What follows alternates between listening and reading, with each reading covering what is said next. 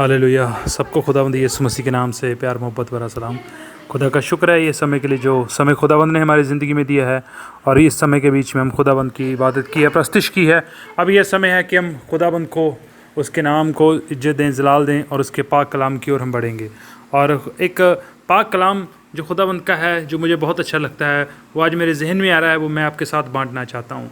खुदावंद का पाक कलाम जब मुझे याद आता है कि खुदावंद के खादिम दाऊद नबी ने गोलियात को मारा था, और उस समय गोलियात को उसने मारा था जिस समय के बीच में बहुत सारे लोग इस प्रकार से निराश हो चुके थे कि गोलियात उनके ऊपर कब्जा किए हुए है।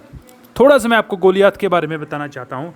पहला सैमुएल उसका 17 अध्याय उसका 17 अध्याय, फर्स्ट सैमुएल चैप्टर 17 पूरा अध्याय।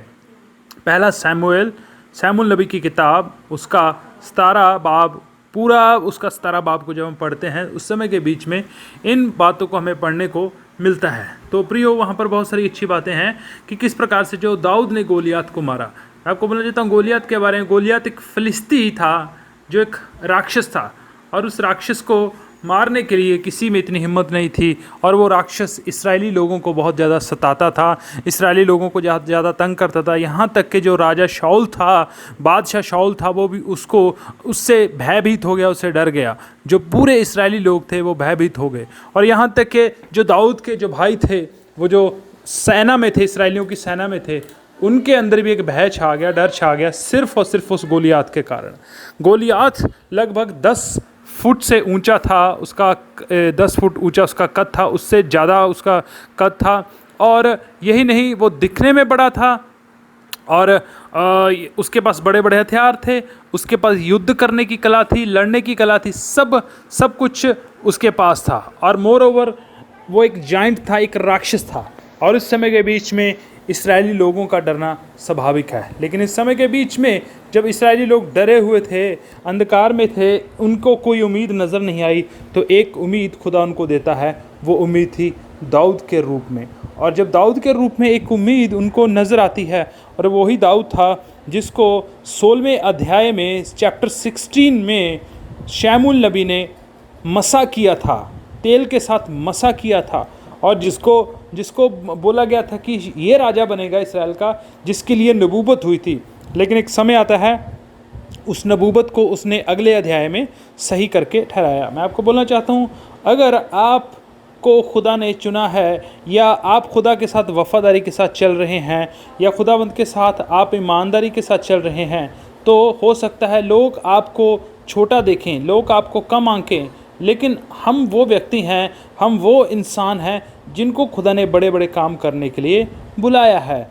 इंसान की नज़र में दाऊद सिर्फ एक चरवाहा था। इंसानों ने उसको सिर्फ एक चरवाहे के तौर पर देखा, कि भेड़ बकरियां चराने वाले के तौर पर देखा। लेकिन मेरे खुदावंद ने उसको इसराइल का एक बादशाह होने के लिए देखा।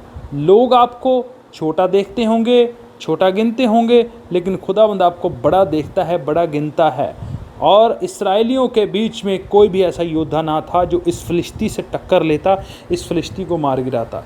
एक योद्धा खड़ा हुआ जिसको सब ने बोला ये काबिल नहीं है, ये कुछ भी नहीं कर सकता, इसके अंदर योग्यता नहीं है, इसके अंदर ताकत नहीं है, इसके अंदर लड़ने की हिम्मत नहीं है, इसके अंदर युद्ध कला नहीं है। लेकिन ये वही दाऊद था जो अपनी भेड़ बकरियों को चराने के लिए शेर के साथ भिड़ गया था, भेड़िए के साथ भिड़ गया था, और अपनी बकरियों को, अपनी भेड़ों को, अपने इज्जड़ को उसने इसी प्रकार से बचाया था।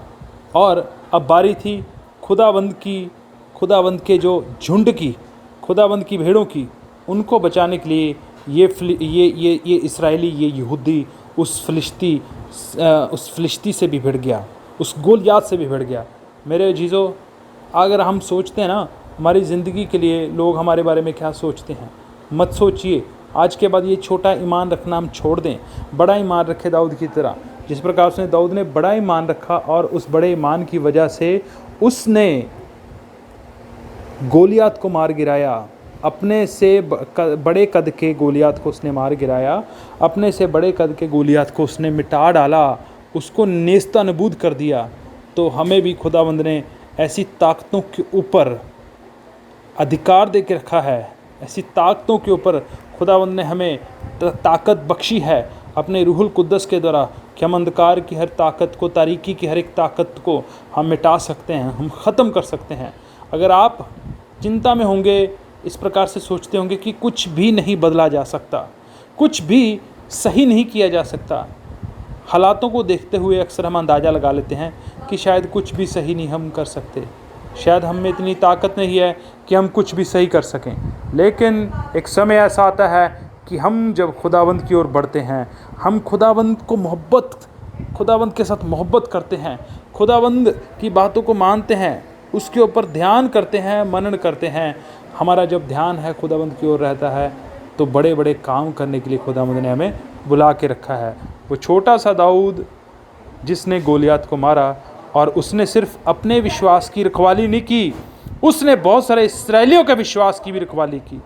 सो ये वही दाऊद था जो आगे चल के इस्राएल का बादशाह बना। अजीज़ों, कम मत अपने आप को आंकें, छोटा मत सोचें, बड़ा ईमान रखें।